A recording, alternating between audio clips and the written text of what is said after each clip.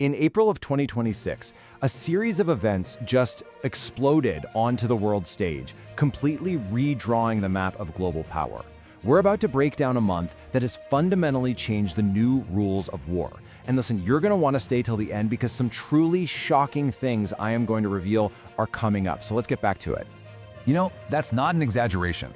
What went down in the Persian Gulf, in Islamabad, and in New Delhi has set us on a new, totally unpredictable course. These aren't just news headlines, okay? They're the literal building blocks of a new global reality, one that's being put together right in front of our faces.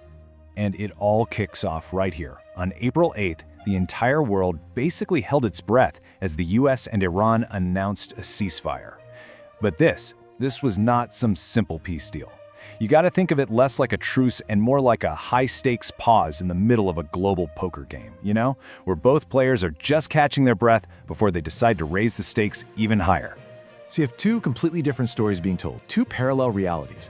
On one side, Tehran is shouting from the rooftops about a historic victory, claiming the US just folded. But at the exact same time, President Trump is framing it as a tactical win while immediately threatening this massive 50% tariff on any country that even thinks about arming Iran. See what's happening? The conflict didn't end, it just moved from the battlefield to the bank account. And get this, while the two main players take a step back, their allies sure didn't. Israel immediately used this window of opportunity to launch its largest ever coordinated strike against Hezbollah in Lebanon. This shows you a key lesson of modern war. A ceasefire in one place is often the perfect cover to escalate somewhere else. The great power chessboard is absolutely still in play. Okay, now we get to the most audacious, the most game-changing part of this whole ceasefire. Seriously, this is a move that has left economists and military strategists completely stunned. Iran has effectively figured out how to monetize the world's most critical energy choke point. They've created a brand new kind of economic weapon. And this is the price: $1. One single dollar for every barrel of oil that passes through the Strait of Hormuz. It sounds simple, but the implications are just staggering.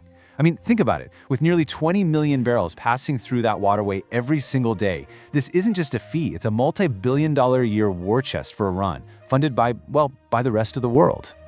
But how they collect it, that's the truly brilliant part.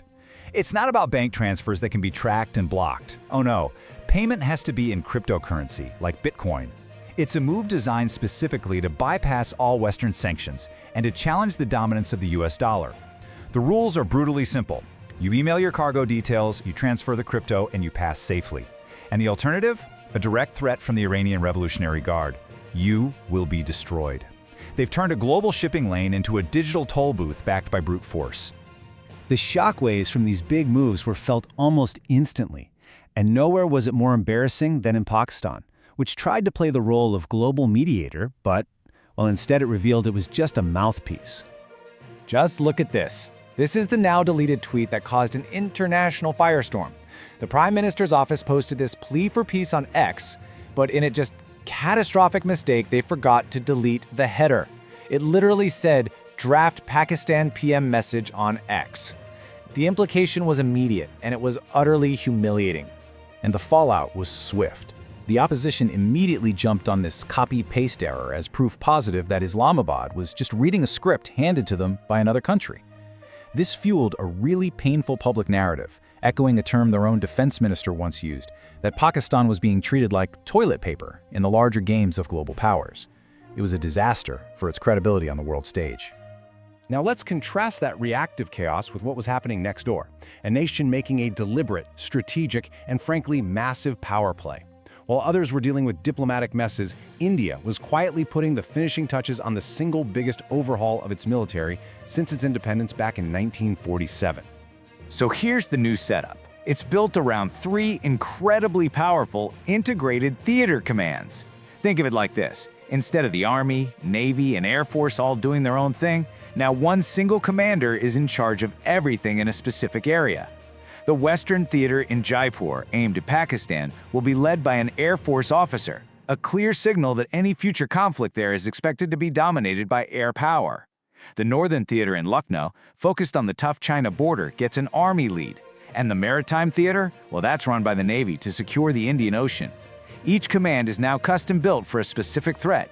And the big idea driving this whole thing is a concept called jointness. Now, this isn't just about moving offices around.